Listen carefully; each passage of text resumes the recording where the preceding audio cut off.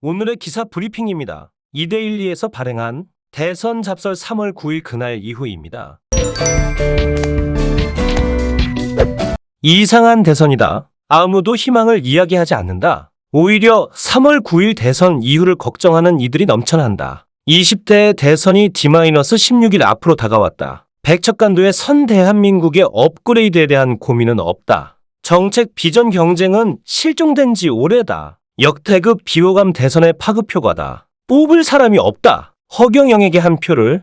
유권자들의 냉소는 이미 선을 넘었다. 여야 유력 후보 모두 50보 100보다. 포용과 통합보다는 적대적 대결을 부추긴다. 공자 점심은 없다. 드러난 네거티브보다 더 큰 문제는 묻지마 공약이다. 안 되면 말고식이다. 재정 여건은 전혀 고려하지 않은 퍼주기다. 대한민국은 달러를 무한정 찍어낼 수 있는 기축통화국이 아니다. 여야가 따로 없다. 한마디로 내로남불이다. 내가 하면 정책이고 남이 하면 포퓰리즘이다. 공약 수준도 문제다. 시대 정신을 담아낼 국가적 비전은 아예 없다. 여야 모두 소확행 심쿵 공약에 지나치게 심취했다. 대선이 아닌 구청장 선거라고 해도 이상하지 않을 정도다. 전과 사범, 무속주술, 히틀러, 패륜, 배신자, 폭탄주 중독자, 기생충, 선거라는 합법적 전쟁이지만 20대 대에서는 금도를 넘어섰다. 인물 대결도 비전 경쟁도 사라졌다. 사생 결단식의 진영 대결이다. 전과 사범을 어떻게 뽑나?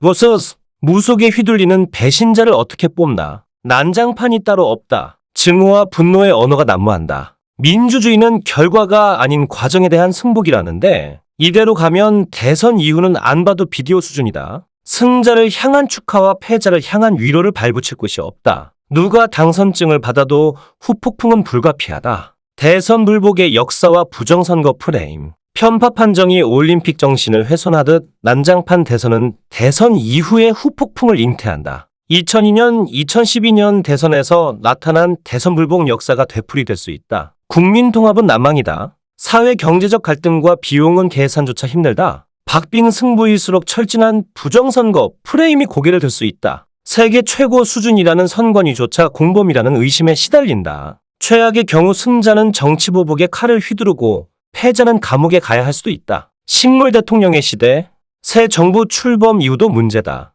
100일간의 허니문은 없다. 대선 이후 곧바로 지방선거가 이어진다. 대선 승자는 상처뿐인 영광이다. 패자의 발목 잡기는 예정된 수순이다. 더구나 제1야당이 승리하면 극단적인 여소야대를 피할 수 없다. 인사청문회도 분수령이다. 조국 청문회 수준의 사생결단이면 낙마자가 속출한다. 참여정부 시절 장관 인사청문회 도입 이후 이명박, 박근혜, 문재인 정부 모두 조각 과정에서 적잖은 낙마자가 발생했다. 늦으면 여름이 지나서야 새 정부의 완전체 내각이 만들어질 수 있다. 국민의 절반을 적으로 돌리는 선거운동은 식물 대통령의 지름길이다.